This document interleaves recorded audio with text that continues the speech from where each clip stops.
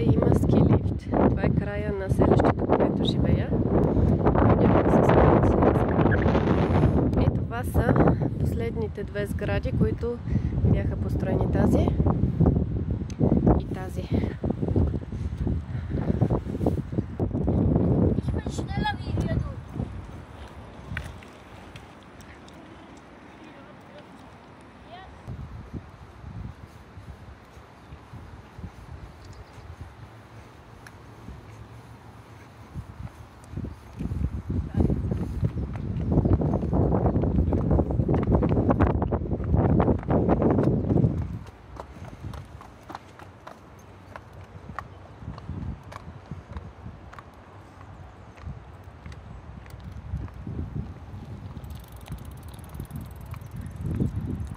Отгоре минава автомагистралата за Италия.